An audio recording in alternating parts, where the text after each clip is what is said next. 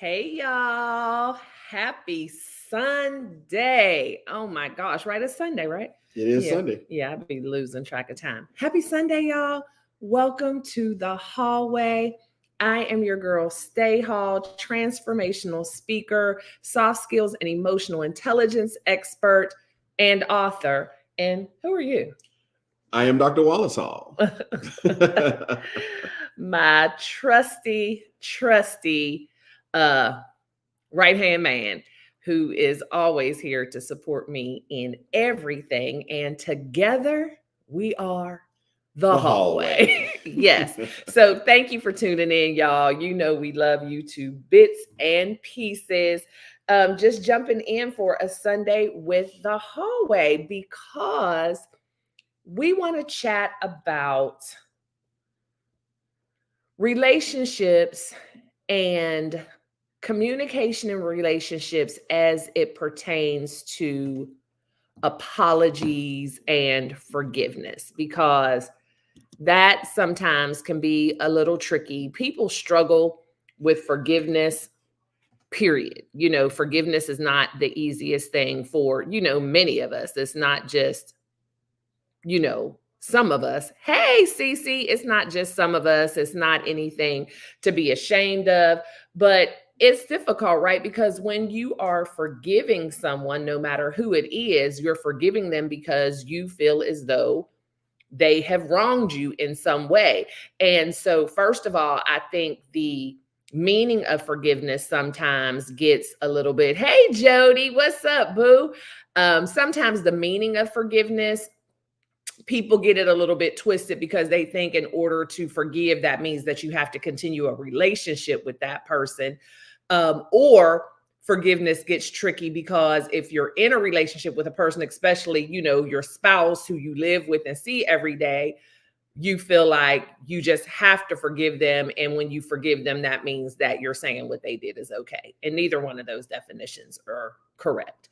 You don't have to continue relationship with people in order to forgive them. Neither does forgiving someone mean that you're saying what they did was okay, right? Correct. So in a relationship, things are going to happen big and small, hopefully way more small than big. And there's going to be times when forgiveness is necessary.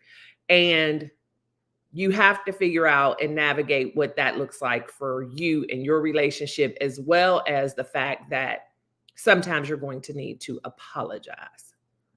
And that can be tricky. Yeah, it really can. And sometimes people have a misconception of apologies as well and think that when you apologize that you're like admitting wrong or like you intentionally did something.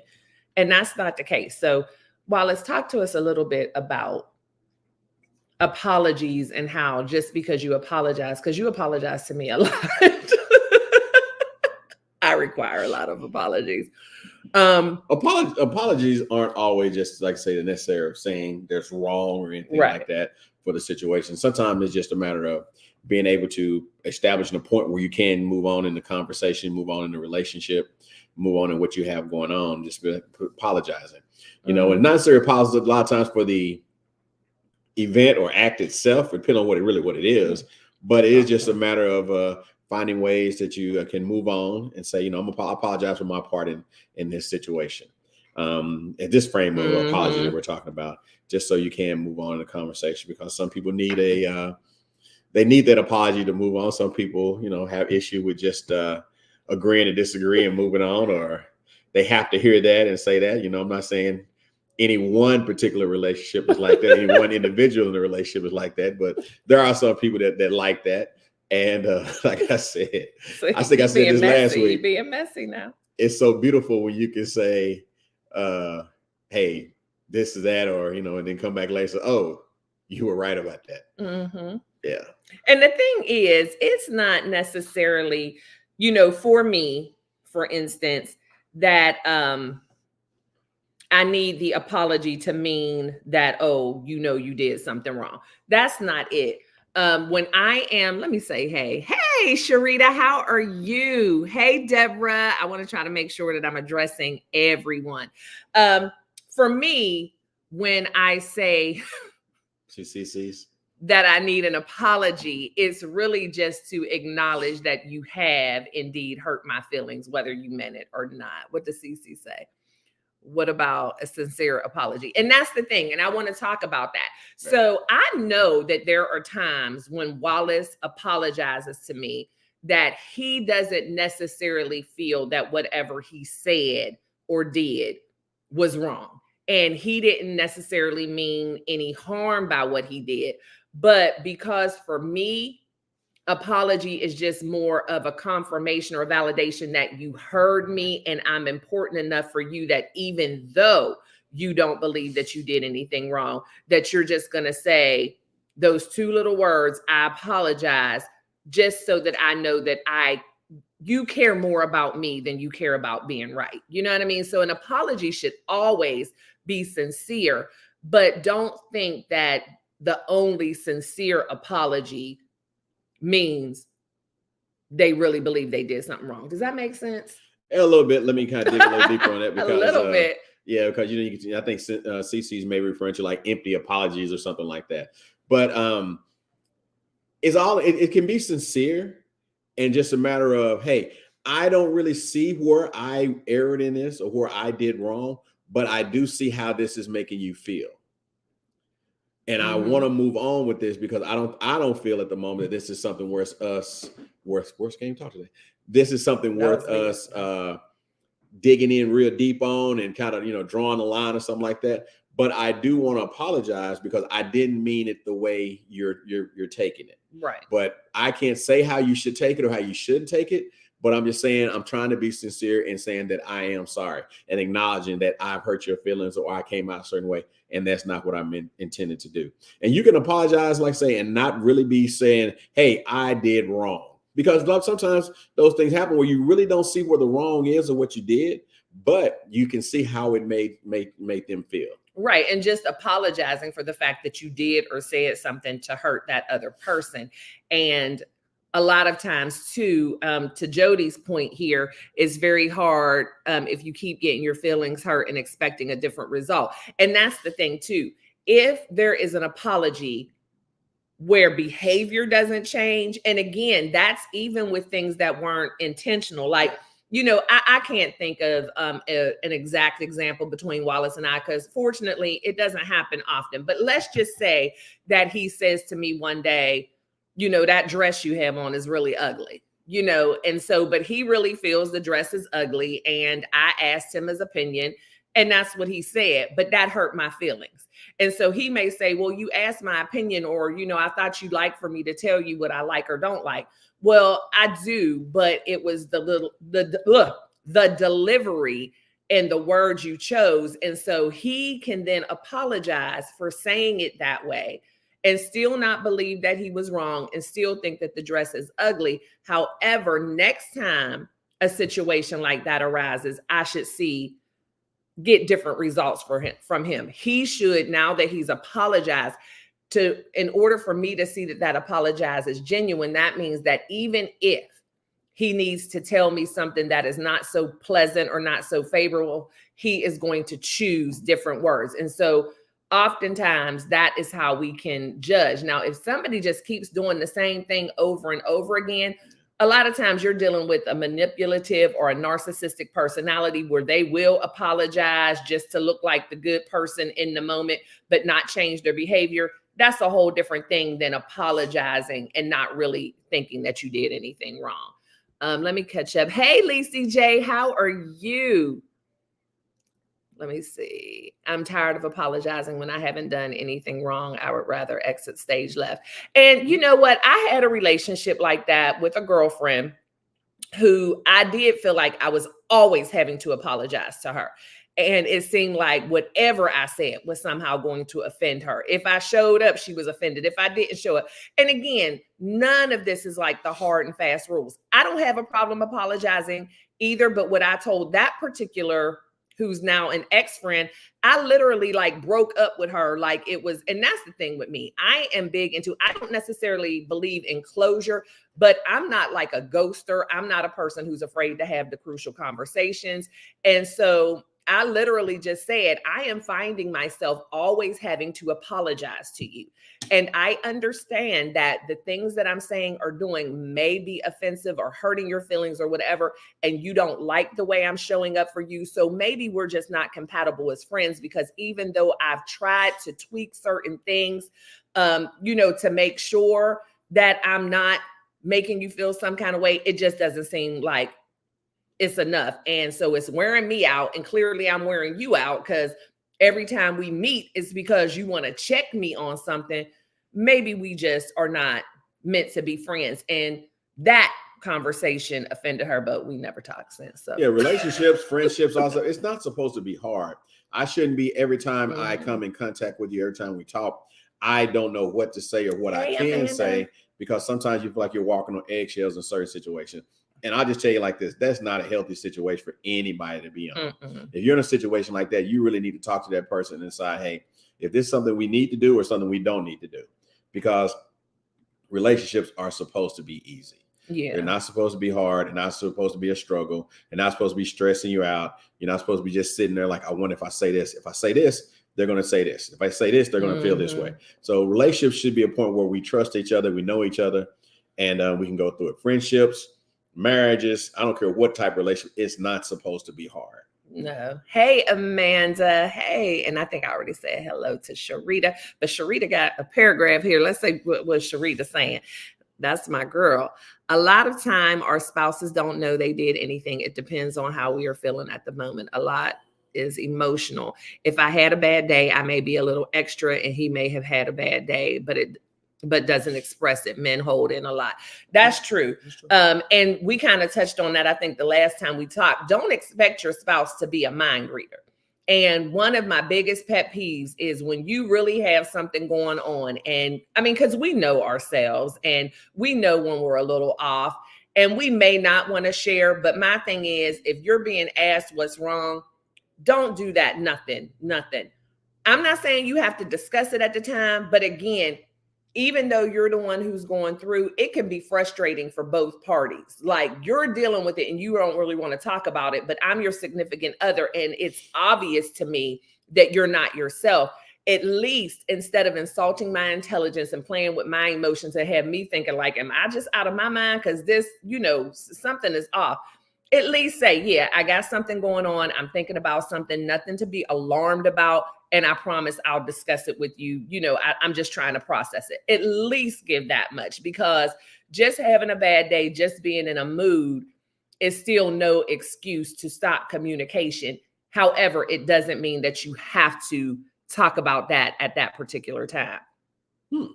Oh, an apology should not include a but, because what I've been taught, which I do break this rule sometimes in my training, because we use the word but a lot, but actually somebody in one of my training classes asked me, well, when you say but, doesn't that erase everything you said before that? Which it can, but I just believe that apology should not come with like conditions. If you are apologizing, again, whether you're truly apologizing because you think you did something wrong, or you're just apologizing because you've hurt someone's feelings, even if that wasn't your intention, there shouldn't be a but. Now, if you have to add something, a however is okay, but the however should not be an excuse for your behavior. The however should come in play where it's, I apologize, that was not my intention. That's not what I meant. However, in the future, if we are in this situation again, how would you like for me to handle it in the future? Because I want to make sure that I'm communicating with you in a way where you'll receive what I'm saying or doing or whatever without your feelings hurt.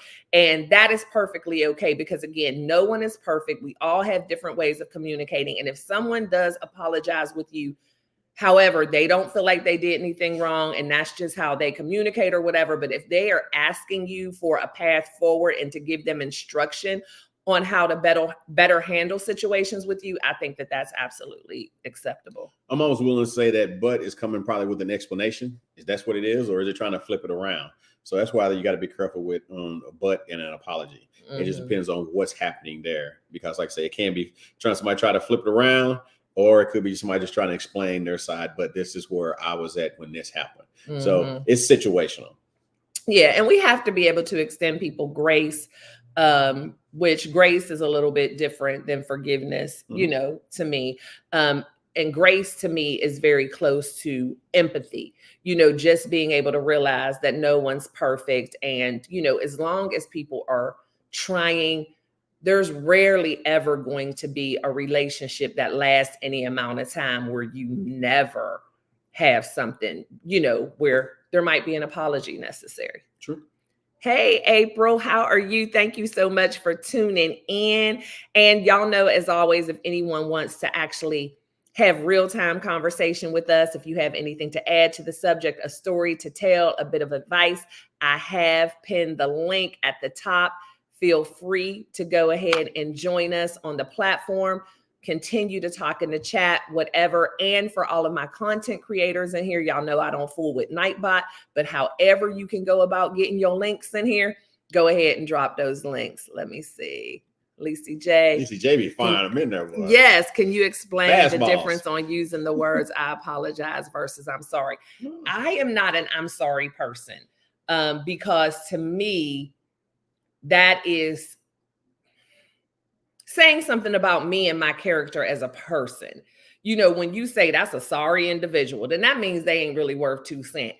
And just because I may have done something in error or done something mistakenly, that does not make me a sorry individual. And so I prefer I apologize, because that just means that I am taking accountability for whatever it is that I've done or said that has caused you to feel a certain way, or that has caused something to happen. Like, even if I make a mistake in business or whatever, my thing is I apologize, because I ain't sorry. I'm just human.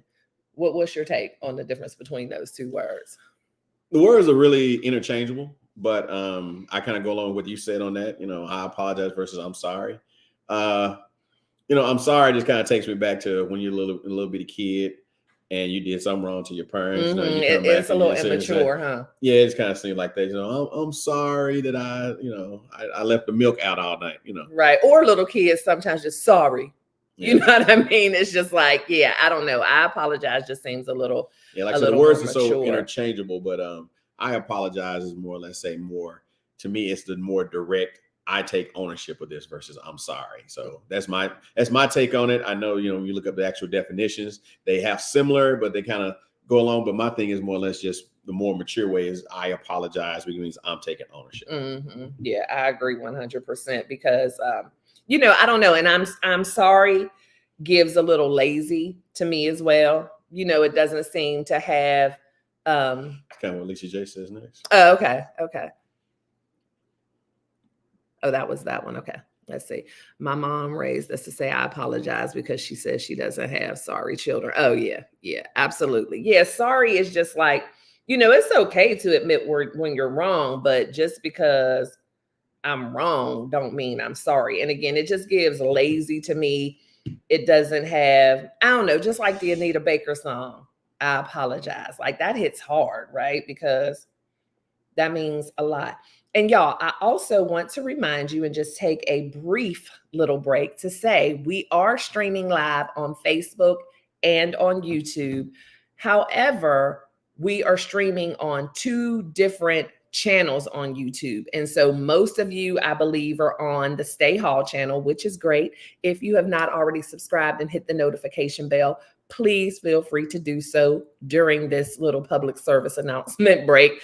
But also we do have our other channel, which is TheHallWAY Life, which we want to at some point be able to move all of the relationship type content, dating, relationship, and all of that to the hallway life and just keep Stay Hall for us girls. So yeah, and we have gotten several new subscribers since we have relaunched the podcast. So I appreciate each and every one of you who has done that. And so, yeah, just wanted to make sure that y'all knew about the hallway life. Hey, Crazy Life Homestead. Thank you for checking in and tuning in. But yeah, this is the thing too that I want to talk about with apologies. There are times in relationships where people will also take your willingness to apologize as a sign of weakness. and try to make you feel even worse, because now once you apologize, then they assume that you must feel bad and will continue to try to make you pay for that same thing over and over again. And there is no such thing as that. And eventually that gets tired and they are not going to, want to keep doing that or even trust you. Like once someone apologizes and you've accepted that apology and you've decided to forgive and move on, let's not keep bringing up that thing every time there's another disagreement or anytime, you feel in some kind of way, and use the fact that they apologized as a weapon against them. I wanted to look what Tam says. Sometimes people apologize just to end the discussion. I really dislike that behavior. Yeah, and that's the thing. You can tell. You have to use your own discernment. If you don't feel with the apology, with a genuine apology, should automatically come new behavior, different behavior. And again, even if it's just the fact that he called your dress ugly and that hurt your feelings, you shouldn't be hearing ugly again. He might say, well, that's just not my style. I just like you and other things a little better, because you'll pick up what they're putting down.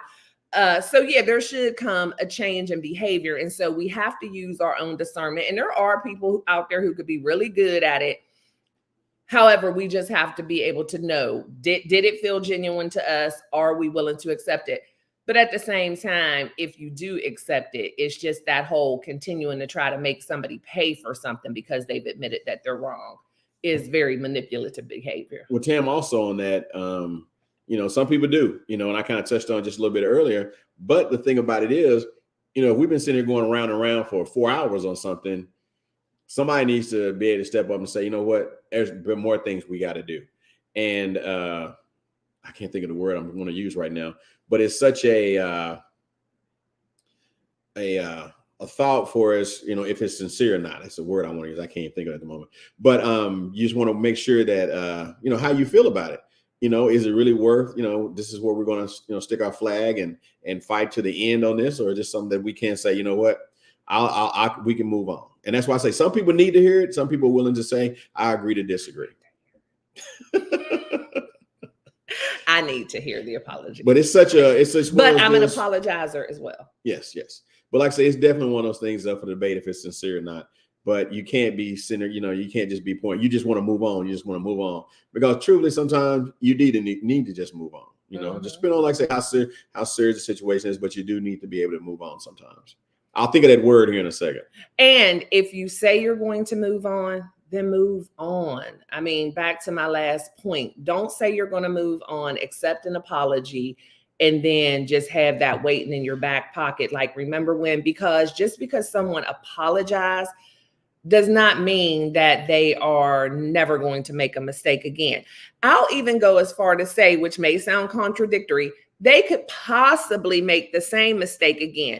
But if there's time between, because we slip back. How many times do we say we're going to lose weight? We're going to eat right. We're going to do all the things. Then we have our little minor setbacks.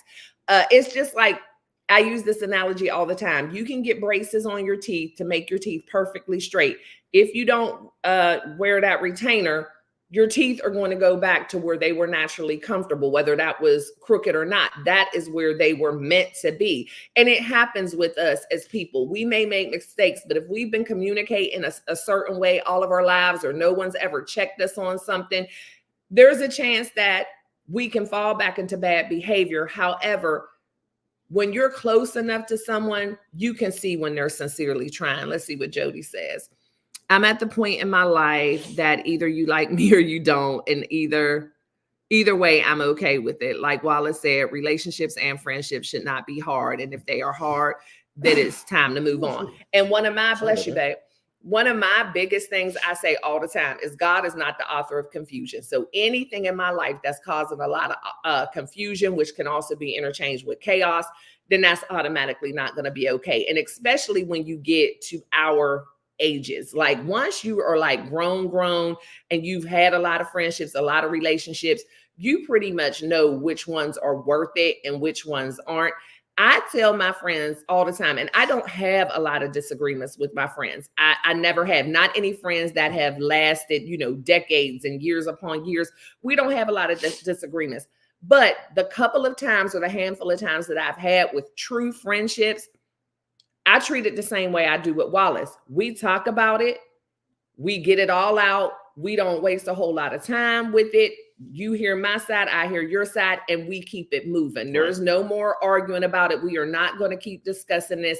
And if you're still going to feel a certain way, again, maybe we're just not supposed to be friends, because I want to save my energy in difficulty for the real difficult times. Like if someone gets sick, if someone loses their job, if someone has a death in their family, that's what I want to save my energy for, as far as anything negative, anything difficult, for the serious difficult times, not the pettiness. Like that's what I don't get, like with these Real Housewives shows. Wallace and I say it all the time. Ain't no way in the world those women are real friends. Yeah. Who at these big ages is fussing and fighting with their friends every week, every single time we go out? Ridiculous. At these big ages. Yeah, these big ages. Let's see. Cece said, I'm guilty with the nothing statement. Yeah, that's just an unfair way to handle things, Cece, just because 9 times out of 10, when people are asking you, and you know about a relationship, they really genuinely care. And, you know, and you also don't want people to think that maybe they've done something. So again, just handle it with, yeah, kind of dealing with something, going through something right now, processing it. Just don't want to talk about it. So at least they realize, okay, so maybe it's not me, or, you know, I'm not crazy, that type of thing. Hey, Tim, how are you? Everybody's saying, hey. Oh, thank y'all. I can always count on Tim to remind everybody to hit that like button and show some love. I appreciate that. Tiger don't change their stripes. Well, yeah, I guess a true tiger, but I also want to offer the fact that people can change. And sometimes behavior has just never been challenged before. Sometimes people behave poorly because they've gotten the results that they want. And so if they truly want to be different, they can. If they don't, they won't. Right. But yeah, so a true tiger, yeah, is not going to change its stripes. But if it's a person who is not so tigery and they have a little flexibility, then they can. They can. You know, tiger can't change the stripes, but that's where you got to really, and I think we may see this a little later, but the thing about it is you are able to at least get that person some room to grow. Mm-hmm. You know, but like I say, accountability comes along with that. You know, I'm not going to continue to stand for this. I'm not going to continue to allow this to happen, because you have to show me that you're growing and you're trying to get better, versus continue to do the same behaviors. Then that's not going to be productive. That's not going to be a good relationship. That's not going to be anything, because now we got a matter of trust. Yeah. Yeah. Oh, Tim was saying, bless you. Oh, thank you. Thank you, Tim. These allergies. When is it acceptable to say, I don't accept your apology? Oh, whenever you want to. Yeah, y'all know me. Like, yeah, at any time. Because, and that's another thing too. I don't mince words. Like, I don't let anybody walk away thinking that all is forgiven and I've accepted the apology if I have not. Because I don't want there to be any misconceptions about where we stand. And I have said that to people. I don't accept your apology. We've been down this road before. I have not seen a change in your behavior. So therefore, this is the end of the road for us. I can still be cordial. We can still speak if I see you. But as far as a friendship or a relationship, it's not there for me. And I make a point of saying that. I will say, I just don't feel that you're genuine. I don't feel that you have any desire to change. I don't feel that you value me enough to behave differently. And the fact that you feel comfortable doing this over and over again, what did they say? First time, shame on them. After that, we need to look in the mirror. And y'all will hear me say this a million times. You teach people how to treat you. Right. And people only give us what we accept. And you cannot expect different behavior if you keep accepting the poor behavior. And yeah, so whenever you're ready, and I say this too, when you're sick and tired, you'll make a change, because how long are you going to wait? Because in that case, that's a tiger, and they're not going to change their stripes, and they've shown you that. And so anything they do moving forward, that's your fault. You know, and I got to put men in this situation, you know, and this kind of goes along the same way. A man will change for the right woman. All right. And when I say you could be the right woman, but you haven't put those boundaries in place to put that accountability in place. Same thing, vice versa. A woman will change for the right man. It just depends on putting those boundaries in place, those accountability factors in place. Those things where, hey, if this is truly what you want to do, this is what I expect us to do. And that's not putting anybody in such a bad light or anything like that. That's just the way it is, you know. If you want to change, you want to be with this person, I'm the one you want to be with, then these are the things I'm going to require to be, you know, for you to be with me. Mm-hmm. And And it you goes both have ways. to also be able to discern the difference between mistakes and character flaws. Because that's the difference. People make mistakes. None of us are perfect, but some people are just suffering from character flaws, which is a whole different thing. You can't apologize a character flaw away. You really need to do work. It's one thing just to say, okay, I'm not going to call your dress ugly anymore. It's a different thing if somebody is cursing you out, cheating on you, putting their hands on Exactly. you. Those are character flaws that, in my opinion, all the apology in the world. No shade to anyone who's been able to move on through those things I just mentioned with an apology. But as for me, yeah, you can't apologize those away. And you need to do some real work. And I would never be able to trust you again. But I still believe that people can change. So if you do the work, maybe you can be a good person for someone else, whether that's friendship or a romantic relationship. But certain things, yeah, apology won't work for me. Did you guys establish how to handle disagreements before you got married? We absolutely did. And I can't necessarily say that it was just like this, you know, because I'm never going to try to come across as, oh, Wallace and I have had a perfect relationship from day one and we just had all these plans. No, he's always so lost. Yeah, we have, babe. It's okay. Anyway, never want to say that that's where the hallway came from, us learning from our past relationships and then learning together on how to do things better. And we had some bumps along the road. And so we determined that we needed to talk about how we were going to handle disagreements after our first disagreement. Y'all already know who that is. Anybody who watches my blogs or anything, that is Nunny Butters. And I'm trying to figure out how to make it go away. Whenever I get a FaceTime call, because I use all Apple products, it rings on everyone. Luckily, it didn't ring on the laptop today. I guess Wallace always fixes it for me and somehow it starts again. But yeah, we had a disagreement and we didn't really like, you know, how it went. We didn't feel, you know, just going back. Because again, at our big ages, like, you know what? This is like repeat stuff from the past. I'm arguing with you like you somebody else. You arguing with me like I'm somebody else. We got all this stuff in our heads. And, you know, the first argument we had, it was almost like, okay, we just don't need to be together because you just got out of arguing. You know what I mean? And so we just decided to have a conversation about what that was going to look like for us. And so every bump in the road that we had, we decided, instead of letting this go and bringing it deeper into our relationship, or instead of breaking up, let's figure out how we can do this better. Yeah. We got, one of the things is though, Tam, we got invited to a marriage seminar at Oak Cliff Bible Fellowship, Pastor Tony Evans.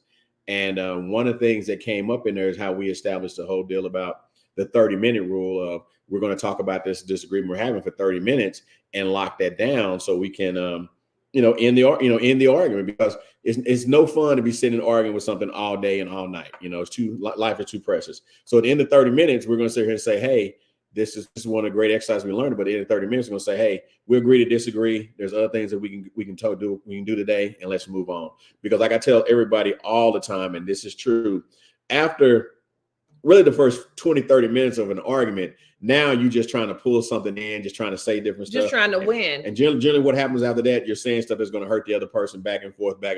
And now the argument is not even on the topic that it was on before. It's now a lot worse than what it was in the very beginning, because now you brought up old stuff and things like that. Just focus on it for 30 minutes, because really at the end of 30, if you can't really solve it at the end of 30 minutes, it's not going to get solved. So there's no need for it to going back and forth. And then you're going to have somebody just come up and just apologize just to move on the conversation or just move on the day.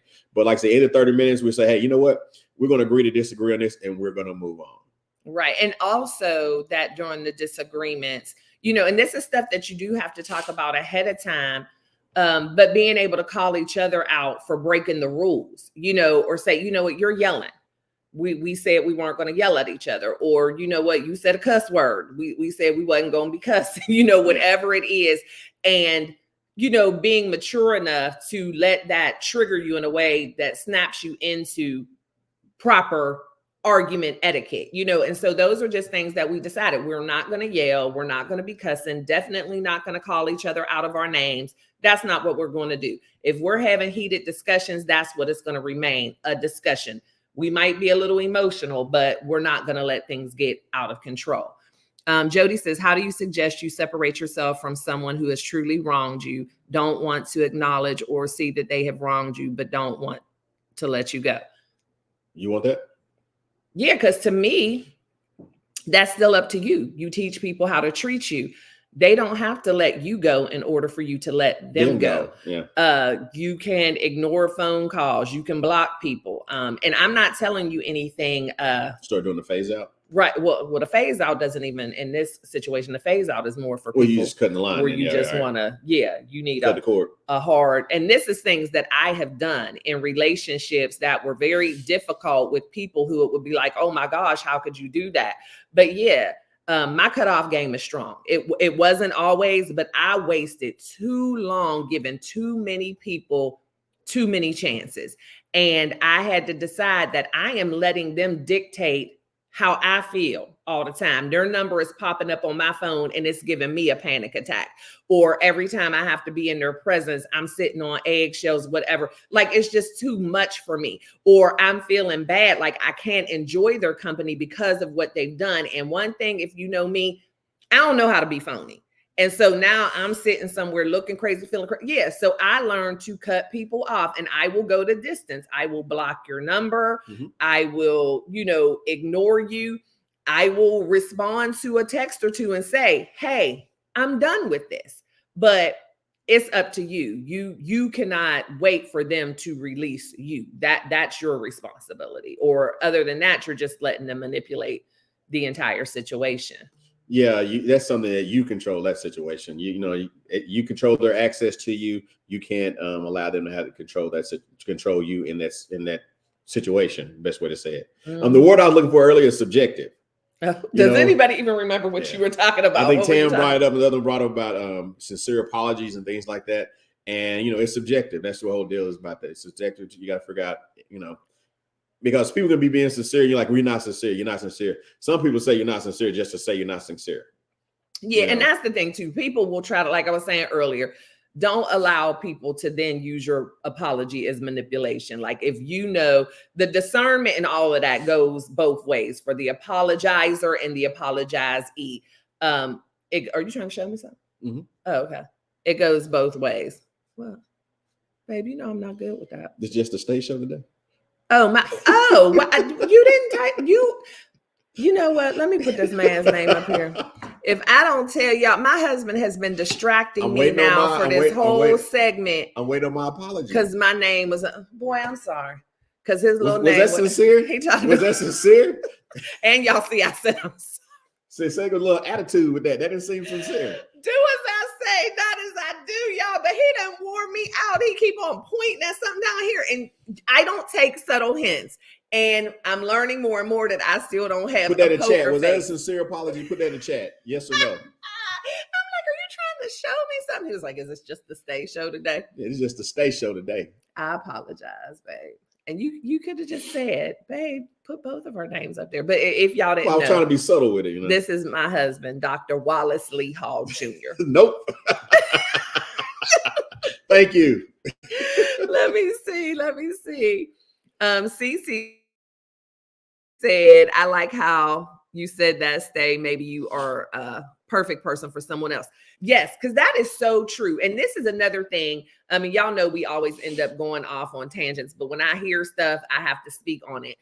This is why, for me, unless I believe that someone is actually dangerous, I will never be that person to like warn people about somebody, or, and I'm talking about in regular relationships or romantic, be like, oh, I used to be friends with her, but she messy and she this and that. I'm not going to do that simply because people are different with different people. I know people who, I could not deal with at all, but they have great relationships with other people. And I never try to dictate people's relationships with one another. We all have the right to get to know people and build our own relationships. And we all change and things change. So especially if I was friends with somebody 5 years ago and they rubbed me the wrong way, or if there was something about them that I just didn't care for and I decided to dissolve that friendship, and then I see them dealing with somebody else, I'm not going to be like, oh, well, you know, she messy. Well, she did this, this, and this, because I don't know what kind of development and progression that person has had over these last couple of years. They could be a completely different person, or maybe it was just something about me that irritated them. And they, you know, so I don't do that. And so people you can be, because clearly Wallace and I were not the right person for two other people, right? Whoever's fault it was or whatever. We were in relationships where we weren't the right person. However, we're the perfect person for each other. And so, yeah, you can't, again, unless I think somebody is straight up dangerous, I'm not doing that. And, you know, even if I had somebody who was dating my ex, you know, and we have a good relationship, co-parenting, he and Wallace have a good relationship.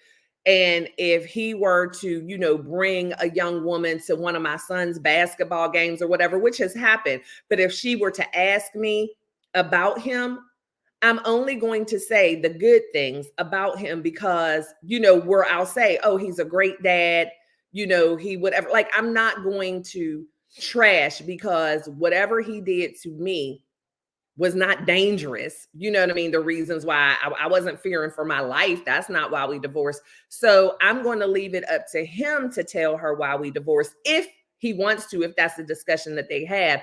But that's not my place. And I don't believe that he's a dangerous man. And I don't know who he is anymore. We've been divorced for 15 years. Why would I do that? You know, what do you think about that, babe? I agree. There's no need to go out and smear somebody's name or put these smear campaigns on someone, because there are people that go out and post every bad thing about you they've ever done, whether, you know, it was something that you actually did or something they heard you did. So yeah, I'd say just, you know, generally, you know, like I said, if it's not dangerous, something, just move on, you know, just let it be what it is and you move on. Yeah, there's no need for that. And again, people can change. But that's one reason why people have trouble moving on, because they're still trying to hold on to that hate or that pain that they were dealing with before when that past relationship, and they can't move on with that. You know, that's why I say, you know, you may not be the perfect person, this person, but you are for someone else. And that's just a matter of how you can get out there and find out. You got to be willing to let that relationship go, because really, once it's over, it's over. Let it go. Move on. You know, there's no need carrying that baggage into another relationship, because now you finna make somebody else pay who you could be perfect for, but you finna make them pay for what that last person did. And that's just not fair. That's not fair to you. And it's definitely not fair to the person that's coming into a relationship thinking they got a sincere, starting at zero shot of building a relationship with you. And they realize they're starting at negative 1,000 because this guy, this girl, you know, cheated or talked bad to you or did something else. And everything they do now, they can't win because you're not giving them a fair shot. That's just not fair. Exactly. And there was something that I thought, oh, when you said you went through that. So yeah, Sharita said, I went through that with a chick that I found out was a narcissist. I didn't smear her name. I would just let folks find out on their own. Exactly. And you know, something that I learned recently through my coach is narcissism. We have, I guess, been conditioned to consider a mental health illness. However, there is no like scientific proof behind that, which this is new for me as well to learn. Now, I know that narcissists are no fun to have relationship with. Hey, Miss T, thank you for tuning in. Happy Sunday. Narcissists are no fun to be around, very difficult to have relationships with. However, like there isn't a medication for narcissism. There's no real true therapy for narcissism. Narcissists have to be very aware and want to make a change. And so what I found out just recently is narcissism, rather than being a mental health thing, which I say anytime people behave in a way that is so off-putting and so whatever, that's still not a healthy mind, but in and of itself is not a condition. What it is a personality choice. And so I said all of that to say, even in narcissistic behavior, it doesn't mean that they're going to be narcissistic with everyone they encounter, because it is a personality and a behavior choice. And narcissists, victimize people with their narcissism. And so when someone continues to behave in a narcissistic way with us, it's still that looking introspectively to see what is it about me that made them feel that they could get away with that, or what did I do or not do. And again, not to blame yourself, but just kind of be mindful of the part that we play as well, because people who deal with narcissism, they can do better. They can do better. And it's not really difficult, but it's just the fact that the way they've been behaving has been getting them results. What you got, babe? Yeah, the whole thing is you gotta want help to get help. There's no way you can just a magic pill or anything like that. You gotta be willing to put in the work to get the help for that. And unfortunately, people really only find out stuff like that is when someone confronts them about what they're doing or what's happening with them. People not having that conversation, because some people do just move on. But you move on, you say, all right, you lay your cards on the table. This is what I experienced, know about you. This is what it is. You need to get some help. Mm-hmm. And if we're going to be together, you're going to have to get help. Like I say, we talk about getting, dealing with therapists and counselors all the time, life coaches and things like that all the time, just because those are things that are going to help us, because you got to be willing to want to get the help. And that's what's going to help you out. Exactly. And I love what you said on Sam. There are three sides to the story: yours, theirs, and the truth. Absolutely. Because most of us, if you're passionate about something and you're saying something, you're doing something, you usually think that you're right. And that doesn't mean necessarily that you're right. And you always have to think about the part that you played in it. And so when I got divorced, and I'm the one who decided to technically end our marriage, legally end our marriage. However, my ex-husband is the one who ended the marriage within the marriage, by deciding to entertain another relationship. And in the very beginning, I was just like, most people like, oh my gosh, how dare you? Look at what you did to me. This is horrible. And I divorced right away because I know the type of person I am. Friends were like, well, y'all not going to try to go to counseling. I'm not into that because I just knew the way my mind is set up, like, no, I'm not going to be able to accept an apology. I'm not going to be. Now, I have forgiven, but I'm not going to be able to forget. And so, yeah, because once you do something like that to me, then I'm doubting, like, who am I even with? Because the person I thought I was in a relationship with wouldn't have done that to me. However, when you come to the three sides to the story, through my therapy and trying to be the best person I could be, I also realized that this is not an excuse, because as a grown behind man, he should have been able to come to me, have a conversation with me, and we decide, are we going to work on this, or are we going to divorce before you get into another relationship? But that wasn't the road he took. However, what I realized is I wasn't the best wife in the world either. And even though I'm not justifying it for him, I could see in hindsight how being in a relationship with another woman was an easy road for him, because even when he did that, he wasn't looking to get divorced, but there were things he wasn't getting from me that he found in someone else. I was very, I'm a very independent woman. I was not, I guess, letting him be the man. I didn't, just a lot of things about my personality and my dominance and my independence that he found from someone else, where they were more nurturing and more whatever. So again, not an excuse. However, I had to see, yeah, there's two sides to this. I can't just say, oh my gosh, he's a horrible person. He cheated on me and I was just a perfect wife. I did everything. That wasn't the case, but it was good for me, because for me just to come into another relationship and that was all I got from my divorce, was everything was him, then I wouldn't have been able to look at me and find out the things that I needed to improve about myself. Again, not that I could prevent that, but at least where I'm going to learn and grow and see what I was not bringing to the table as well. So yeah, that's perfect. Yeah, that is. Let's see. And I wanted to say thank you to Deborah. I saw your comment that you were streaming it on both channels, both the hallway and stay. And I don't think I responded to you in my head, but I don't think I responded here. He knew that about you before he said I do. That's true. That is absolutely true. But again, the immaturity in people. And so this is what I'll say to speak on that, because that is so a part of it. He knew I was like that before we said I do. And he liked and appreciated that about me. before we said I do. But we were together for 12 years. We got married relatively young. And I was very much so like a go-getter, pushing, like, we doing this, we doing that, we doing this. And in the beginning, he felt like, yeah, that's good, because he was not very motivated. He was not very ambitious. And so here I was, I'm going to set certain things up. But as he started to change, it was more like, okay, well, I don't need that anymore. So I need you to soften up a little bit and let me. But that was all I knew from him. So I'm like, I don't trust you to take the lead. So yeah, that's a whole different show for a different day. But you're absolutely right. Not only did he know that about me, that was one of the things that was like, yeah, but then, he got tired of that. And I'm like, well, I'm still like this, boo. So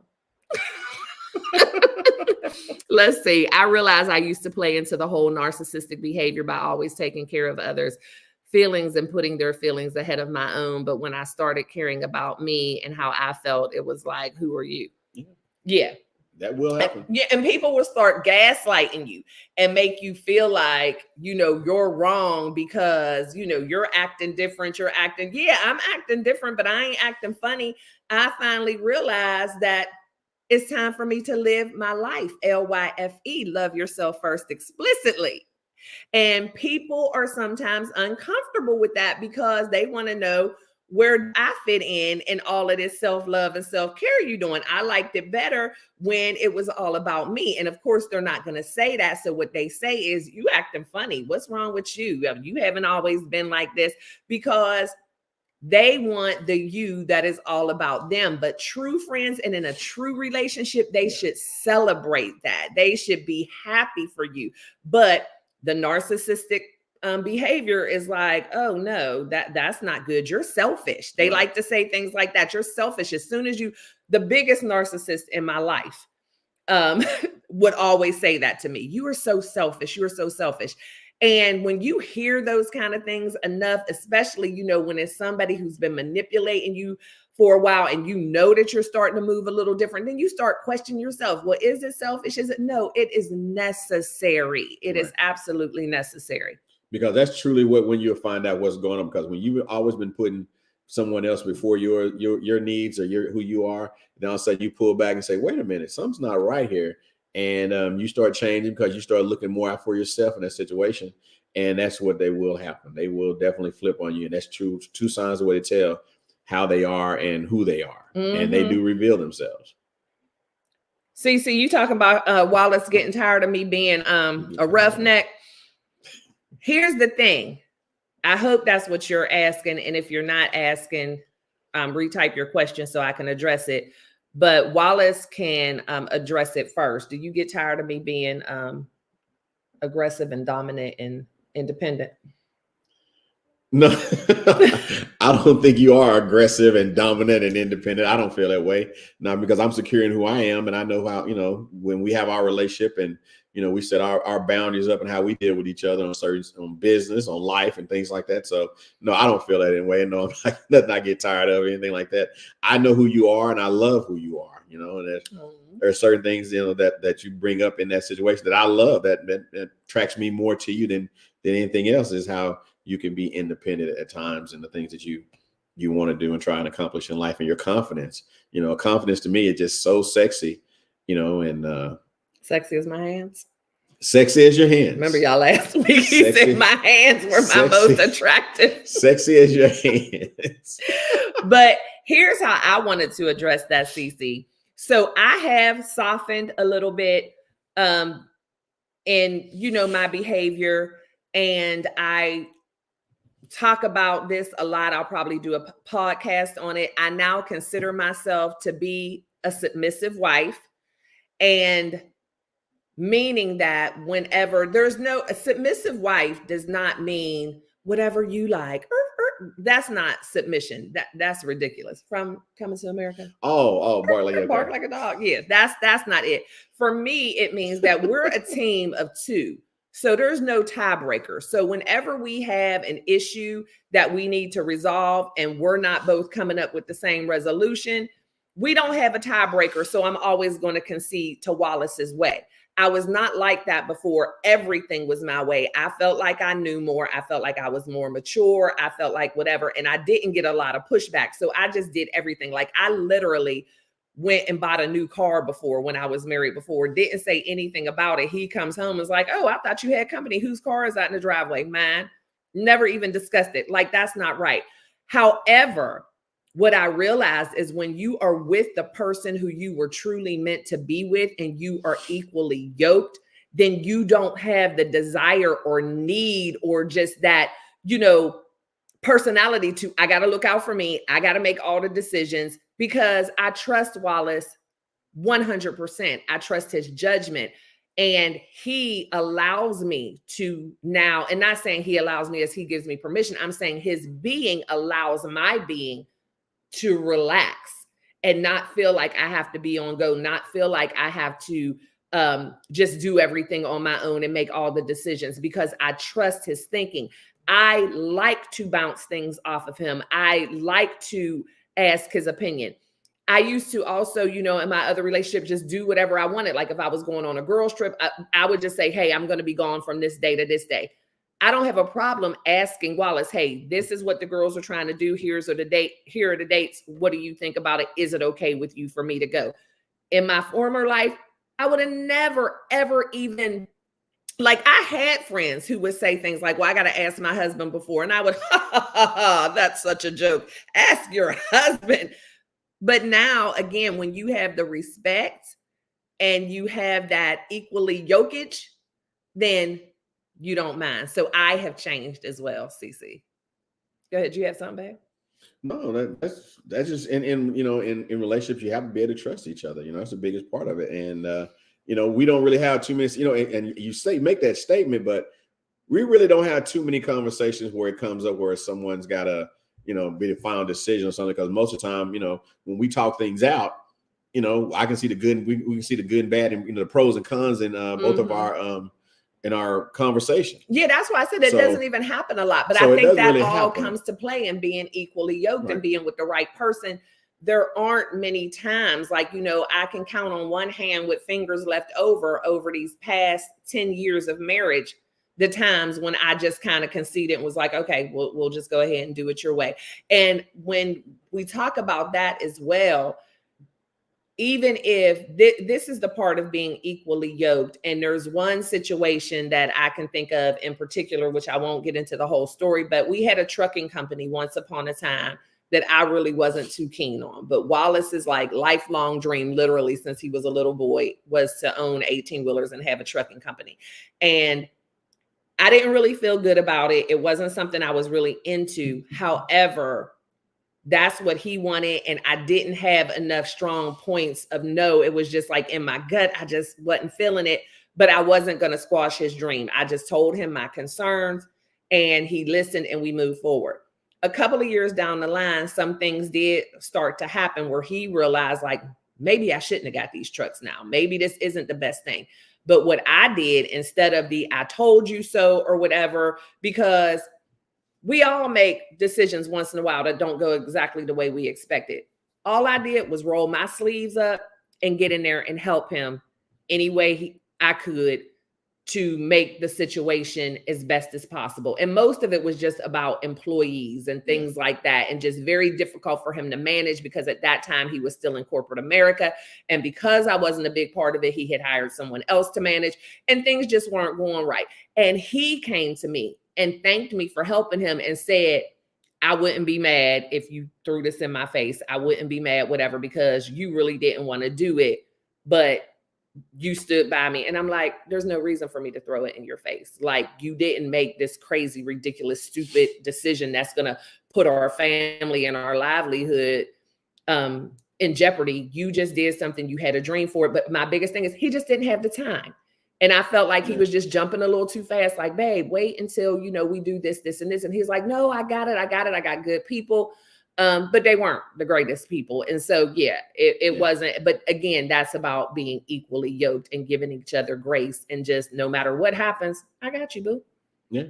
And that's what it's about. You got to be willing to, acknowledge. And like I said, I came back and apologized. I didn't say I'm sorry. He apologized profusely because I was then having to run this trucking company until we could sell it. And he knew that was the last thing I wanted to do. Yeah. And I hated it every day. but I didn't let him know. I mean, well, he knew I hated it, but I didn't have an attitude every day. I kept him up the breast, and he was like, dang, if we would have just done this together from the beginning, this may not have happened either. But he also respected the fact that I didn't want to. So he hired other people. So, you know, we both kind of played a part where maybe I could have just said in the beginning, well, I'll help, but I didn't. I said, I will support it. I'm not going to be mad. But I had too much going on too. I ain't got time to be dealing with trucks and, you know, routes. And I didn't know anything about the business, but I learned quick. If I can give anybody any business advice out there, be careful who you partner with. I don't care how much experience they say they have or they say what they're doing in that particular business. Do your research and be careful how much control you give them of your business, and be careful once again who you partner with. But Stay came in cleaning up shop. Yes, she did. I shut them all down. Yes. I shut everybody down. I did. And I'm telling y'all, YouTube University, the master classes of Google really helped, because I learned how to be an 18-wheeler route getting expert. And dispatcher. I would be dispatcher. I was all the things, and I would be up at the crack of dawn getting them trucks on the road until he was able to sell that business. And thank you, Tam. I tell everybody, if I'm nothing else, I'm self-aware. I am. I'm definitely self-aware. And I like it because I hate the way this sounds, but it gives me more control, right? If I'm self-aware, and when I can realize that I may be the issue, then that means I can fix it. If I'm wasting time not being aware and trying to blame everything on everybody else, then I can't control it.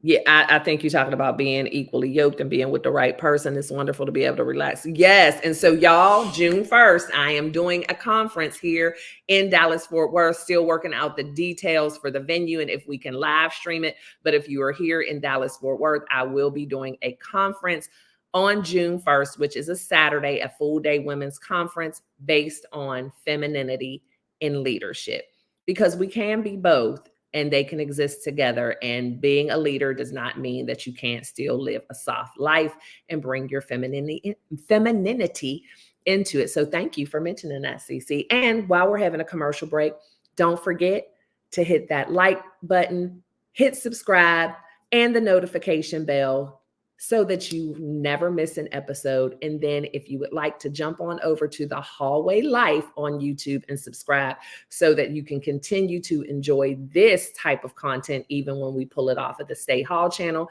Just put in the @ with TheHallWAY Life, just like it's going across the bottom. And what we're running across the bottom also is TheHallWayLife.com, where you can find more about us and our courses. What did you giggling at? Jody. Hey, Ken, good evening, good evening, good evening. It's wonderful to be in. Okay, so we did that one already. So let's see. Kenneth and Jody, I almost skipped it. Okay. Glad you didn't hire me to drive the truck. I'm telling you. Yeah, Jody, we'll just leave it at that. Yes, definitely. Definitely could not have you driving around with your mask on.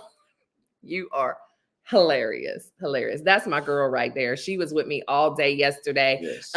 If y'all have not already seen the vlog, because Stay Hall dropped the vlog today at 6:00, but I had the honor and the privilege and the humbling experience to be recognized yesterday as one of DFW's hidden treasures. I was recognized by the city of Fort Worth with an awesome certificate, and I got my plaque. They had Big Stay hanging up. Y'all, they had a big frame picture of me that was life size. So I named it Big Stay, but it was just so awesome. So many people from the community that were there, and Jody was with me all day yesterday. We celebrated. She was at the event, and then we took a little trip to the winery and relaxed. She got your girl a charcuterie board, and we just had a good time. I'm telling you, there is nothing like good friends that turn into family. And especially if you have any stressors in your family, any estrangements in your family. In a perfect world, you know, families would always be joyous and loving. However, don't let that keep you from building relationships with other people who truly love you for who you are. Like, yeah, I have an awesome circle. So thank you, Jody, because I do believe in giving people their flowers. And then look, she here today. She ain't tired to stay yet. Okay, I just want to make sure everybody. Am I missing Jody's pretty awesome. Oh, thank you, Cece. Yeah, your girl, they took me out of retirement again yesterday, but I can't even say they. It was the Lord. I'm sitting there, and y'all know I sang at that gospel extravaganza a couple of weeks ago, and I kept saying they brought me out of retirement because I have not sang in front of a huge crowd unless it was karaoke in years and years and years. And yesterday, I was just so full, like with just all of the positivity in the room. And when my husband introduced me, which I'm going to try to, there's just a snippet of your introduction, just like 4 seconds in the vlog because of what was on the camera. But I think Monique has the full thing. So we're trying to get that worked out. So I might just release a short video just showing him introducing me in my acceptance speech because it was beautiful. But yeah, when they called me up for my acceptance speech, I couldn't do nothing but sing. I had a song on my horn. Just remember, I told a version of the story that she wanted me to tell. Anyway. I'm going to post it tonight because I took a lot of pics and videos and we'll tag them. So y'all check it out. Oh, thank you, Jody. Yes, so many pictures. Oh, and Jody says she has the full video. Okay, good. Thank you, hey, Sam. Samantha. And you know what? Sam, I have to give you credit. I believe that it was you who actually got the little bit of footage on my camera because it's like 2 videos, but one is only 4 seconds and one is 2 seconds. And then I see your pretty little knee in one of the videos where it looks like you were probably setting the camera down. But I'm like, Wallace thought about it. He said, you know what? It must have been Sam. And she probably thought she was taking pictures, but the camera was on video because Wallace was up front. And so you were sitting next to him. So thank you, because at least I have that little snippet. But he was like, yeah, I bet Samantha thought that she was taking a picture. So I appreciate you because at least I got that little bit in the vlog. But once I get the full video from Monique, then I will be able to post it. And I'll just do a little video of that because my baby did me well. Oh, thank you. Audrey Lynn was there yesterday in the place celebrating. Yes, everybody thought Audrey Lynn was my sister. And it happens all the time. I'll have people say that. Even when, so Audrey Lynn is our realtor. Yes, our realtor, but I will lend her to you all if you're in the Dallas-Fort Worth area and you need a realtor. Audrey Lynn is amazing. But again, we bought our house almost 10 years ago. She is still in our life. She has become family. However, about a year ago, we had entertained the fact of possibly selling our home and building a new one. And Audrey Lynn's sign with her beautiful picture on it was in our yard. And people were asking me, are you back in real estate? I saw a sign in your yard with your picture on it. And I wish, because she is young and beautiful, a much younger tenderoni version of your real estate. But I'm like, no, I'm not selling my own house. That's Audrey Lynn. And then, or people would say, is that your sister? Is that your daughter on your sign? So yeah, so I am flattered every time I hear it. What does Sam say? Yes, that is exactly what happened. Yeah, he was like, I bet you it was Sam. And she probably thought she was taking a picture. So yeah, so I at least got 6 seconds on there, which I wouldn't have had any. So, because Monique just sent me her video today and I had already uploaded the vlog. So yeah, y'all feel free to watch the vlog. It is at the end. So if y'all don't want to look at everything Stay did for the week, but I have some beautiful pictures from the Fort Worth Metropolitan Black Chamber of Commerce Gala as well. So yeah, y'all check out today's vlog. I'm trying to think if there was anything else that we wanted to talk about as far as the apologies. Did you have some? Because I know there's something I want to say, but it's not reaching the 52-year-old brain yet. Yeah. Something I just kind of want to touch on is we talk about apologies and things like that. And people struggle with, we talk about, because we're big on mental health and, where people are in life. Forgiving yourself, apologizing to yourself, being able to do that so you can move on from past traumas, past disappointments, past failures and things like that. Just being able to forgive yourself, just say, hey, I apologize to myself. Or something when I was, when I've coached people and when I was pastoring a church several years ago, had a conversation with someone who had wronged someone and that person had died. And they was wondering, what can I do to ask them for their forgiveness? And I just simply said, the best thing I would suggest doing is get you a piece of paper, type it or write out an apology. Yeah. Write out an apology And once you get it all out and on paper, that way you are asking them for their forgiveness, and you can move on with your life from there. Because those things will hurt you too. That you wronged somebody, something you didn't have a chance to apologize. So to move on, in life. And those are ways you do it. But you have to forgive yourself a lot of times. Apologize to yourself for certain situations, certain decisions that you made, and things like that, so you can move on in life. Yeah. And the thing is, none of us are promised the next moment, right? And so that's why I'm a strong believer in not putting things off and not ducking the crucial and critical conversations. Just get them over with so that you can go back to enjoying life, enjoying the relationship.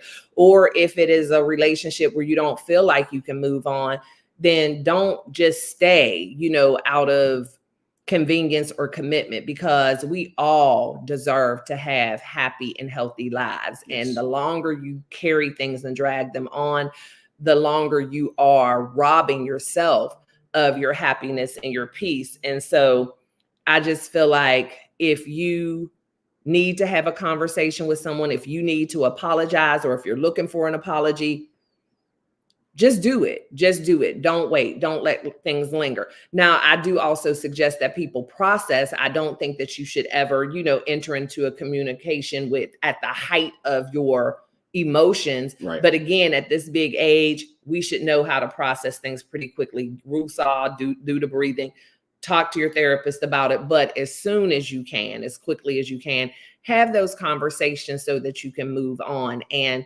like Wallace said, the forgiving and apologizing to ourselves, as much as we talk about forgiveness and grace and apologies for others. Yeah, that self is sometimes the most difficult, but also the most crucial, because if you are dragging around a lot of self-hatred, a lot of doubt, a lot of unforgiveness of self, it's going to be very difficult for you to have positive relationships with anyone else. This Right. relationship and the relationship with our spiritual connection, whether that's God, Jesus, Buddha, the earth, the sun, whatever it is that you are connected to spiritually, that relationship and the relationship with yourself are the most important, because if those relationships aren't right, it's going to be very difficult for you to have positive and open relationships with. Because we talked about this before. How can you forgive somebody else when you can't forgive yourself? How can you love someone else when you can't love yourself? So those are situations that you need to develop in you. And that's why we encourage you to get counseling, get help or something like that. Because a lot of those past traumas and things like that will bring you to another relationship and cause that relationship to be destructive also. Thank you for hanging out with us, Cece. I appreciate you. Thank you so much. But yeah, we have to be able to forgive ourselves and forgive other people, and knowing that the forgiveness even of other people is about us, because oftentimes we're walking around with unforgiveness towards people and they don't even care, or they don't even know what they did. It doesn't matter. And if you haven't told them and haven't had that conversation, at least give them that opportunity, but definitely let it go. And forgiveness does not mean entering into the relationship. It just means that you're no longer holding those feelings that are negative and that can drag you down. And only you can decide when you should or should not accept an apology or give an apology, and when you can forgive and continue relationship, and forgive and not continue relationship. And that is with any relationships, because unfortunately, we don't live in a perfect world, and all marriages don't last forever. And sometimes the best thing you can do is walk away. The best thing for both of you, because if we think about it, how we talked about the equally yoked and all of that, a lot of us got in relationships with the wrong people. And so if it's the wrong person, it ain't never going to work. And so you just have to come to terms with that and realize, you know what, I didn't go about this the right way. And oftentimes we see the red flags early on, but we keep on trying to paint them white, knowing that's a red flag. And I do believe that most, a vast majority of relationships can be saved, but both parties got to be willing to put in the work. You got to be willing to accept your responsibility in the relationship. Another person got to be willing to accept their responsibility in the relationship. If they're not willing to respect the responsibility, or you're not willing, it's not going to work. You're going to just continue to lead a life of misery, and things are going to just kind of continue to disintegrate from there. And just a matter of time, and basically you both got to be willing to put the work in. And I've seen some marriages that have lasted long times because people, and I thought surely Surely, there's no way they can recover from that. But by the grace of God and by them willing to put the work in, and some things they've come through, and their marriage is stronger now than what it was before they had to went through the hiccup that they had before, and that's because they were both willing to put the work in and to move forward. Yep. Okay, so do you have your questions ready for our segment? So last week, Wallace stole an idea from Lisa J and Lachey. Yes. Doing like a little bit of a Q&A. And so he told me this week, he was like, I really liked doing the Q&A last week. And I think, the people in the L.Y.F.E tribe and the hallway enjoyed the Q&A. And if you weren't here last week, Wallace has a series of questions, and we just both answer these questions and their relationship types of questions. That's where the question came in. What part of me was Wallace most attracted to? And he said, my hands. He thinks I have hand model hands. And so we all had a good laugh about that. So we have decided to make that a segment. So we will use the last 10 minutes or so every week with these questions that we have named. So since we are the hallway, this part of it is going to be called the love seat. Get it, keeping with the house and everything, because normally when people get asked questions, they're put on the hot seat. Well, this segment is called the love seat Q&A with Stay and Wallace. And so, all right, Wallace, you got your questions? Okay. This was hilarious last week. So let's see, because I never know what the questions are, which I think is unfair. He has the little doodad that comes up with the questions. So I'll freely show them. What's the most romantic place we've been together, and why do you think that was? Been together, like just went, or been together? What is she talking about? What is she talking about? The most romantic. The question was, what's the most romantic place we've been together, and why? What are you talking about? I don't know. Okay, I'm not going to start this early. Okay. No, I was just like, because I know I can't be trusting you. Right. Okay. So the most romantic place we've been together. Okay, so that is a tough one, because we do a lot of romantic stuff, but usually it's easy for me to think like most recent, and romantic to me doesn't necessarily have to be the candles and all that stuff. So I felt like it was very romantic when we went to Hawaii this last time. Okay. And we did a couple of the hikes and stuff, just the two of us, when we went to go hike to that waterfall, when we went through the botanic gardens, because it was just so beautiful and wasn't a lot of hoopla. We just had on our shorts and sneakers and just saw some different things. Like, that was very romantic to me. Mine, I thought was very romantic that we've done is we went to the concerts in the garden. Oh, yeah. Here in City of Fort Worth, they do at the Botanical Gardens. They do concerts in the gardens every year, and during the summertime, and you're able to come down there and just kind of chill and have the Fort Worth Orchestra, or they have different other cover bands or different music and things, like different types of music and things that kind of come through.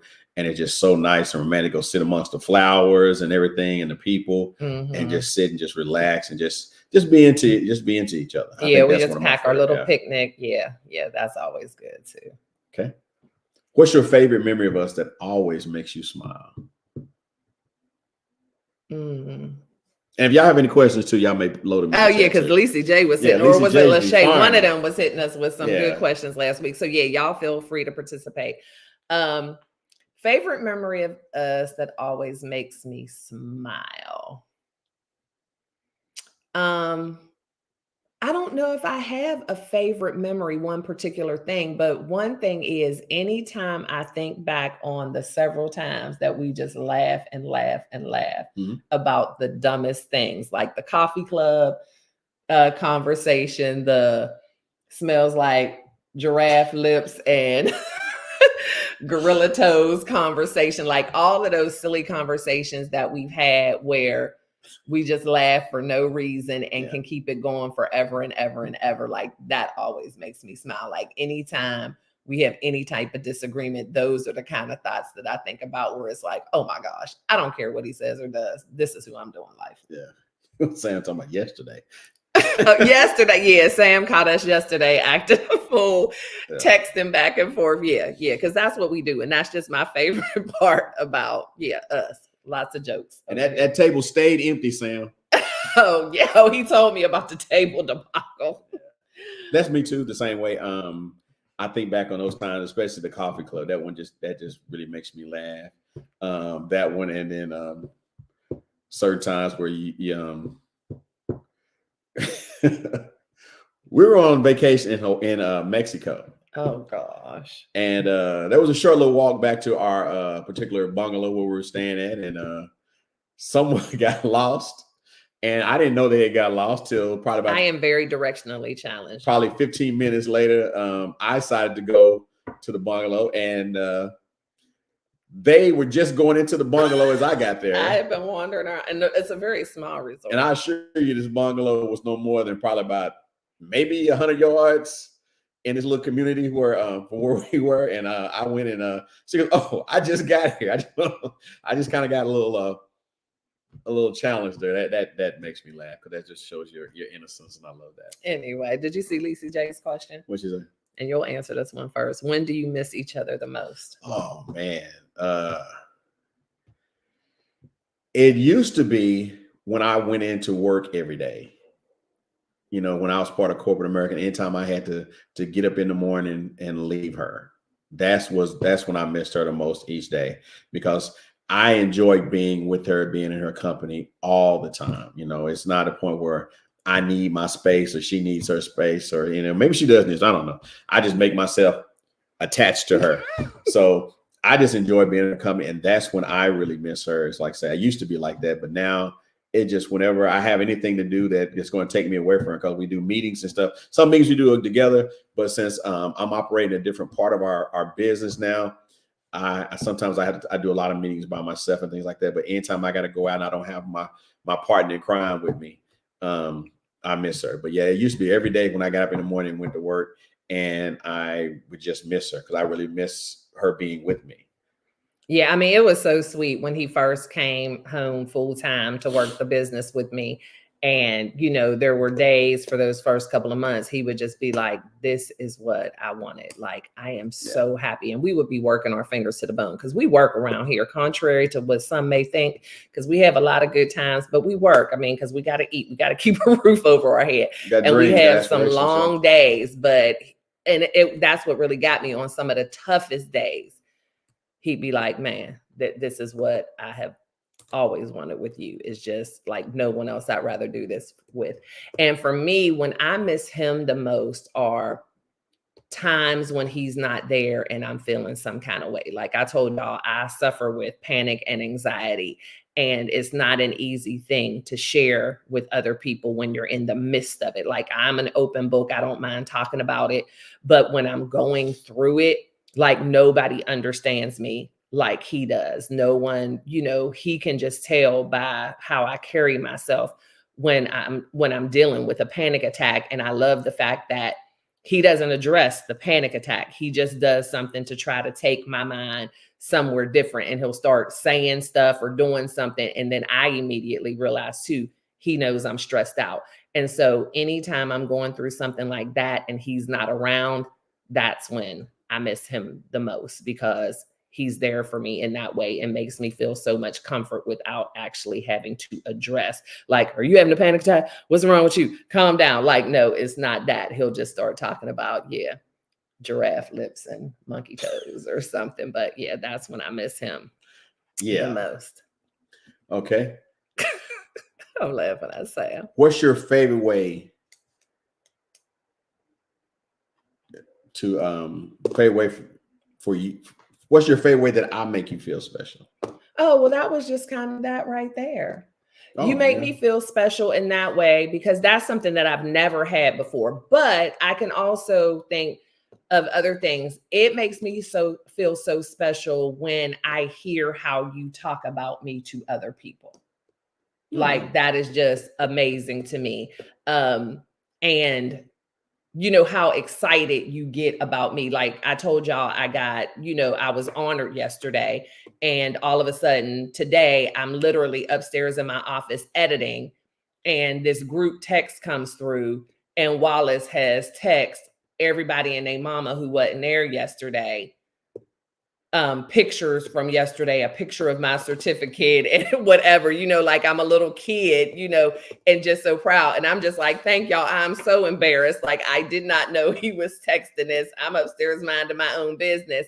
And but that makes me feel special that he is just so proud of me and how he talks about me to other people when he doesn't have to. Like, it's one thing, like when he introduced me yesterday, of course he's going to say nice things about me. Not that I didn't believe any of it was genuine, but that's what he was supposed to do. But when I just hear him having conversations with people and whatever comes up, and he's like, oh yeah, because Stay, blah, blah, blah, blah, blah. And Stay is really great at that. Or, if one of the kids even call for something, especially if it's one of his biological children and they want something, and he's like, you need to talk to Stay about that, because Stay is really like, that really makes me feel special. What do I do to make you feel special, babe? Let me just address that real quick before I say that. I think it's just awesome that for what you do and who you are, and through the years, like I said, I pastored the church. I've done a lot of speaking engagements and things like that. For us, I mean, being this motivation, being a motivational speaker, and I hate to say circuit speaker or a person like that for years. And you've introduced me. You've done my introduction several times, and like we were talking about yesterday, leading up to yesterday, rather, I had never before yesterday introduced you. Mm-hmm. And I just, man, that just I had to shut it down yesterday when I was doing her introduction, because I started getting emotional about it, because that's just truly how I feel. And I was able to share it with other people, things about her that really matter to me and matter to us. And man, that was just truly special to be able to do that. And yeah, I think the world of you, and I'm so proud of you and what you've accomplished. And, and I tell this little, it's not, I tell this as a joke, but it's really the truth. For so long, especially here in the city of Fort Worth, I was born and raised here. So many people knew her through me. I would say, oh, this is my wife. And they say, oh, that's Wallace's wife. That's Wallace's wife. But through the hard work and what she's done these last several years, people that I've known now say, oh, you're Stay's wife. I'm like, wait a minute, dude, Stay's husband, brother. Say, dude, I've been knowing you longer than you've been knowing her. But it's funny to me, though, but I enjoy it. And I think she's awesome, and go from there. And a thing that she does that makes me feel special is just when she comes and hugs me, or I'm sitting on the couch or something, and she comes and just snuggle up next to me, and I just snuggle up. I just love that. That just makes me feel so special, and she makes me feel like a man, just put it that way. And I feel so appreciated that she wants to be with me, and she shares herself with me like that. Oh, Samantha said it's not just his words, it's his demeanor as he's speaking about you. Oh, babe, you're so sweet. I know. He's just, yeah, he's sweet. He is. Jody giving you some hearts. Hey, Rios, how are you? Thank you so much for tuning in today. Okay, was that going to be the last question? That's going to be it, yeah, because we're at our time now. All right, we are at our time, because I promised to try not to hold y'all longer than an hour and a half, because we used to do 2 hours when we were actually at the radio station. However, I remember that we played music, it was a radio station. So there was music, there was commercials, and all that. So I'm like, yeah, we don't need to do 2 hours. Don't nobody want to sit and listen to us 2 hours straight. Because even though we were online or on air for 2 hours when we had our own show, again, we had commercials, songs, and all that stuff. So I feel like an hour and a half is enough. Hey, love, I'm okay. I missed it. Gonna rewatch. Well, thank you. Definitely rewatch. And I appreciate you for tuning in when you did. And y'all remember, check out the vlog that dropped today on the Stay Hall channel. And that will show y'all what all the to-do was about, as far as yesterday and the gala and all of that. And then remember, if you have the opportunity to hop on over to @TheHallWAY Life, and you will be able to see this content even when we move it over and we're no longer doing it on the Stay Hall channel, because that is the goal, to move it over so that we can keep the content separate. So that's it. Did you have anything else to say? No, thank you guys for watching today. Thank you guys for allowing us to be us. And hey, if any way you want to reach out to us, definitely, hit us up on all things. Yeah, we do couples coaching. We do Or if you just want to just touch base, just say hi and all just of the share some things. stuff with us. We're here for you. Grateful to also just Couples put the coaching, content. soft skills, emotional intelligence, Just love life. yourself first coaching. Yeah, we're here. The hallway Yeah. is here for you. So y'all know the drill. I appreciate and love each and every one of you to bits and pieces. I want you to always be kind and always love one another, but never forget to live your life. L.Y.F.E. Yes. Love yourself first explicitly. And we'll see y'all next Sunday in The the hallway. hallway. Bye.